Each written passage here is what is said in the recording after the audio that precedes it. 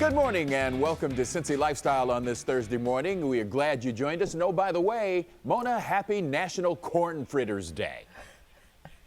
Ooh, Clyde, that sounds pretty good. You know, I have one good place that I've had corn fritters, and it is at the Schoolhouse Restaurant. Ooh. So if you're in the mood for some corn fritters, you might want to check them out. So let's go, let's go.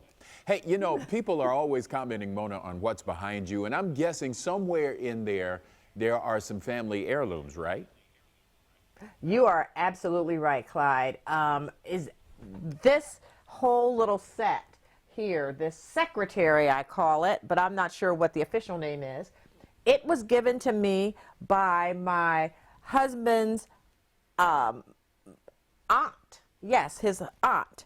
And I saw it. This is the exciting thing. I saw it on Antiques Roadshow, and they said it's worth a lot of money. Of course, the rest of my family doesn't believe me, but hey, when I sell it, I'll still share with them. But they need to be believers. I saw that piece on Antiques Roadshow, Clyde. Right. Well, and the reason I bring it up is because there's some amazing statistics about Americans and family heirlooms. About 40% of us have stuff in our homes that is over 50 years old and belong to family members. Among them, stuff like engagement rings, watches, family home furnishings. So, you know, it's just kind of the way we are as a nation now. Stuff that's over 50 years old is a family heirloom, which Mona kind of, I guess, makes me one too. You're right, Clyde. We are. Wait, don't, well, no, hold on. Don't co-sign on that quite so quickly. I remember when 50 years ago was so long ago. And now, like you said, Clyde, yeah, I remember it well. Seems like yesterday. Yep, it does. Well, a little bit later this morning, we'll introduce you to a woman who makes incredible pottery and cookies you won't believe are vegan. But first, Clyde, what's going on? Oh, I'll tell you what's going on, Clyde. I got it. If you live in Westwood, there's a chance you've been hearing the sassy sounds of a brass trumpet serenading through your neighborhood. That's because there's one local Cincinnati Symphony trumpet player who is practicing out of his garage in preparation for his return to the music hall. Allie, of course, has the story.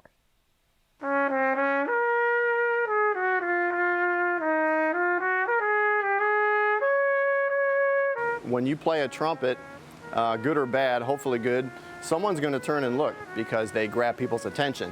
And, you know, and it's a nice, especially if you're personally introverted away from the instrument, it's a vehicle to pull you out of being an introvert. You know, that's a way to express your personality, to share who you are with people. Chris himself has been sharing the gift of music for years by playing in the Cincinnati Symphony Orchestra and the Cincinnati Pops. He also comes from a family history of musicians. His dad was a violinist and two played in the symphony, and his mom was a pianist. And normally you'd catch Chris on stage at the music hall, but these days, things are a little different. We're in my garage, in my driveway. I practice every day.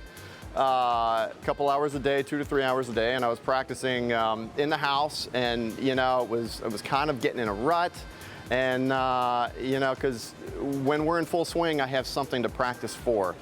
We start rehearsals on a Tuesday, we have 2 or 3 concerts, maybe more on the weekend, and so there's something to go for, and you know, now I'm practicing and practicing and practicing, which is great, but something was missing, and I wasn't sure what it was. So I came out, I said, let me change the scene. Came out in my garage, and some people would walk by while I'm practicing. Some would stop and listen, some would wave and keep walking. Some would say, hey, good job. So I thought, okay, the piece is, I'm missing performing. I'm not playing for people, I'm not performing. I've got my kids, you know, screaming while I play, you done yet, Dad? The dog howling, you know. So coming out here, I could escape a lot of that, but this is the next best thing, I think. Which says a lot, because rain or shine, Chris's neighbors can hear world-class trumpet playing from their bedroom window. And he becomes an example as to why the arts and the symphony are so important to our Cincinnati culture. It's music and art tap into the other part of the brain. I believe it's connected to the heart. You know, I mean, people come for entertainment, and that's great because we are entertainers. We are communicators too. You know, I've seen people in the audience in tears after a performance because it was so moving. I've seen artists in tears after a concert because it's so moving. I have been, you know, trying to hold it together after a performance before. It nurtures an emotional side of everybody. So happy to be doing this. I'm happy to be communicating to the neighbors, to whoever wants to listen, because performing for people is a huge part of who I am, and it's just, I'm honored to share it. And right now, I want to welcome our own sweet note, Allie Martin. Mona. That's going to be the highlight of my day. All right, Allie, I got to ask, how did you find this guy? This is terrific. Okay, this is actually a big shout out to Michael Flannery. Michael Flannery is his neighbor, and he has been listening and hearing him play for the last, couple months. And he had reached out to me over Facebook, and he says, "Hey, I think I have a piece that you might be interested in." And so it was kind of easy as that. And I reached out to Chris, and he was totally on board. And it was awesome. When I drove right up to his home, the first thing I heard when I got out of the car was him playing, and it really echoed throughout the neighborhood. And he was telling a funny story. His neighbor will sit out on the porch and drink wine and just listen to him play. Well, that speaks to how his neighbors are reacting to the music. Is he aware, Allie, of anybody else who's a colleague of his in the symphony who's doing something similar? So that's a good question. He did not say any one particular, if any other people are going specifically out in their garage and practicing, but he did mention, which I thought was interesting, that some of the orchestra and the strings themselves, they're starting to slowly move back into practicing at the music hall. But because he's a trumpet and any of the brass instruments, and when you blow into it, he's not able to be there with them. So that's unfortunate. But I was just so impressed with his love for the trumpet and the fact that he knew that he wanted to do it and play the trumpet in the 8th grade. And that this is it for him. And I think it's wonderful. And obviously supporting the arts here in our city is a good thing. Well, that's great, Allie. That's a real great story, and glad to hear that he's doing that. I also loved his conversation about the emotion, and I'm sure that a whole lot of folks could share in that with him. Oh, I can speak even on myself that I've seen the Pops and the Symphony, and I for sure fill up and get emotional listening to it. And just to add, the Symphony and the Pops, they are the CSO. They are doing virtual concerts online, so check that out. They're on Facebook and YouTube, and that they will be making an update and an announcement, I believe, on the 24th of July in regards to their upcoming season. So you can get single tickets coming up, and then season tickets are available. Okay. All right, Allie, thanks a lot for that report. Many of us live busy lives, and even though we do, it's important to find the time to read. Why? Because research has shown that reading books is good for your physical and mental health. You know what else is good for your mental health? Laughter.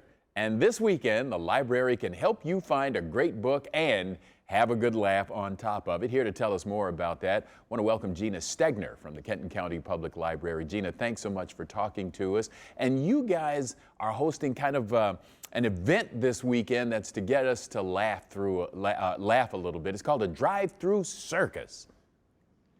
Yes, thank you so much for having me. We are going to have a drive-through circus this weekend. Cincinnati Circus Company will be at the Durr Branch Library in Independence from 1 to 4.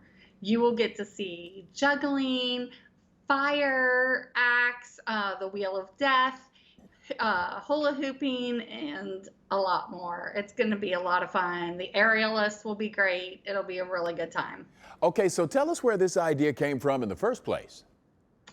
So I actually had gone to the drive-through farm and circus at Florence Y'all's. And I thought, hey, we could do this. We've really missed programming in person. We've been doing all of our programming online. And I thought, the Durr Branch parking lot in the yard is big enough for us to do this. So we won't be having animals, but we will be having a circus, and it'll just be so much fun. Okay, so we're all clear about this. Is the library open right now? And if so, what services are you offering? Yes, the library is open Monday through Friday from 9 to 7, and on Saturdays from 10 to 5. We are closed Sundays. The drive-thru is open and inside is open. We're kind of calling inside express service. We would like you to get your materials, get what you would like, and check out and go. You can use the computers for an hour. We are just trying to make sure that everyone gets to use the library because we are limited on how many people we are allowed to have inside at once. So you've got this unique idea for the circus. Are you guys maybe plotting and planning some other things of that type? We have a lot of exciting stuff that we're working on. It's been really strange to adjust to this situation and to go to pretty much all online programming, but we're coming up with ways that we can use our outside area and create some cool events. Like you might see a drive-through haunted house this fall. Okay, all right. Well, for now we got the circus, so if folks want to attend that and or find out more about where it's happening, how can they connect with the library to do so? Check us out on our Facebook page, which is Kenton County Public Library, or go to our website at KentonCountyLibrary.org. Okay, we got it on the screen too, so we're good. But Gina, Perfect. Thank you so much for talking to us. Great, thank you. Indeed. Mona? Every so often, you see a piece of art or pottery and immediately connect with it. Well, we wanted to talk to a local maker who is creating beautiful pieces of art. And right now, I want to welcome our guest, Trish McLennan, the creator and founder of Gardenhouse Pottery. Thank you so much for talking to us, Trish. Thank you for having me, Mona. I'm delighted to be here. Absolutely. All right, so how'd you get started with pottery? Well, I've been a maker all my life. I've always been drawing and creating. And 10 years ago this month, actually, a friend of mine suggested we go do a pottery workshop where you're just pressing leaves into the clay. And I'm like, where have you been all my life? So I already had kind of the infrastructure. I have a studio down the hill from me. And I bought a kiln and I bought a wheel. And then in 2013, I decided to make it a full-time business. So I'd had enough pieces that were making a branded line that I felt comfortable that said that they were, pieces of me. All right, so talk to us a little bit about the clay that you use and the techniques that you use in your mugs and plates and your other items. Sure. So I use red clay. I get it from Asheville. So I either go down there and pick it up as an excuse to go visit Asheville, or I have it sent here. So that my last pieces I had a truck come in and see it and drop them off. So then I dip it in a slip, a white slip, and that creates a canvas for me to use to put my images on. We're looking at some of it. It's beautiful. So talk about where you get your inspiration for these designs. Well, my inspiration comes from things that I just see. So I love to explore. I love to explore the city, which is where my Cincinnati work comes from. I love to go hiking. So if you look at this piece here, this is my lotus piece, and this came from the lotus pond at the Cincinnati Nature Center. So I took pictures, I draw it on a computer, and then I make a transfer out of it. So you mentioned transfers and slip transfers. Talk a little bit about that process. Sure. For slip transfers, what I do is I will draw an image, and then I print it with a silk screen onto a piece of newsprint. And this creates a nice, swatches of material that I can use to decorate my pottery. So each of my pieces, it can make nice, like a nice work, but I can use it almost like a quilt design. So I can use different swatches on each one and create like little collections of work. You're absolutely beautiful. You are doing a great job. So tell us, how can people pick up your work or find out more information about you? Well, you can find me on Facebook and Instagram. And then I also have an Etsy shop, which there's a link to both of those. And until the shows come back, because there hasn't been very many art shows lately, you can also find me at local shops such as Indigenous, the OG Gallery, and the 4th floor of the Pendleton Studios. All right, sounds great. Trish, thanks for talking to us today. Thank you, Mona. This was fun. Now, coming up here on Cincy Lifestyle, if you want all the goodies and none of the guilt, then boy, do we have a shop you need to know about. It's called Like Mom's Only Vegan. Wow, I messed that one up. Anyway, they're serving up decadent desserts without eggs or butter. We're going to tell you how they do it and where you can find them in just a few minutes.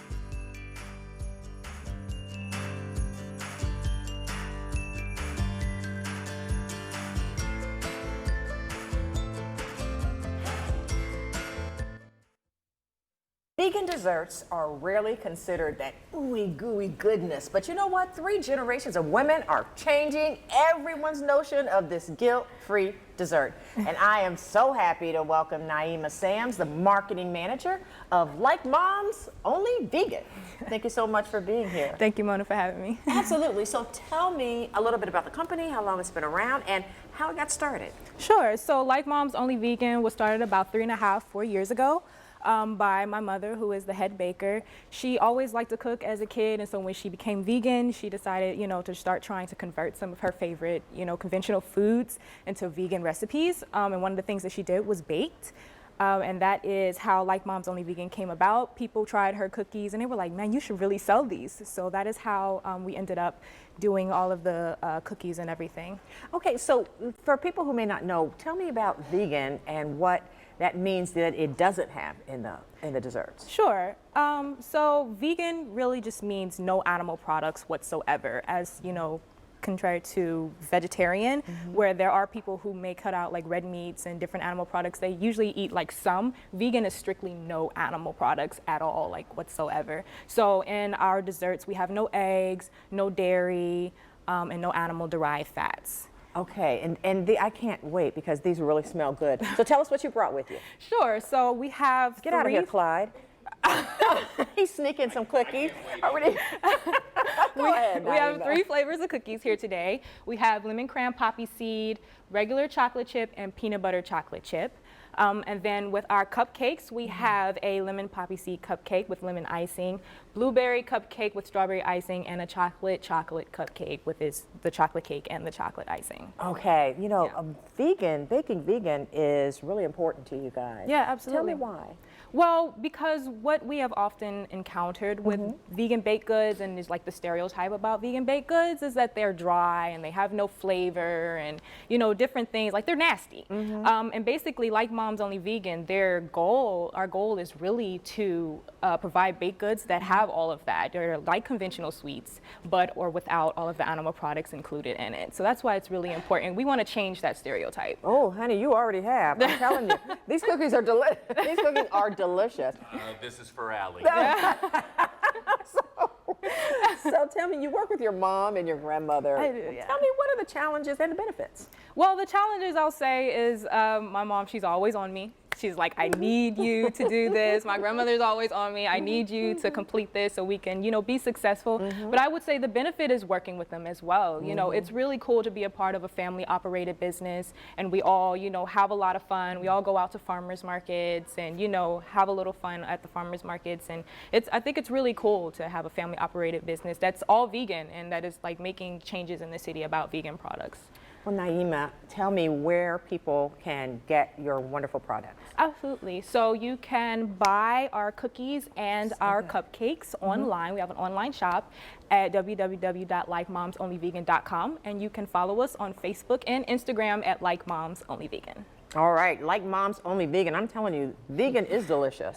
Thank you, guys. I appreciate Thank you for it, having Naima. us. Absolutely. Allie loved her cookie too.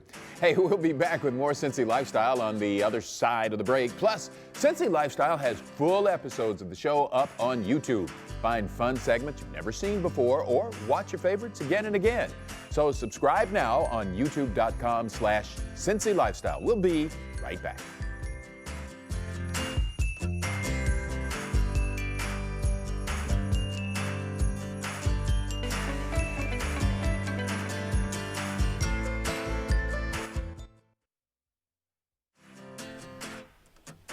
It's partly cloudy out there right now, and those skies will give way to more clearing as the day goes on. Highs in the upper 80s to low 90s. Humid, of course. Slight chance of stray showers and thunder showers out there today.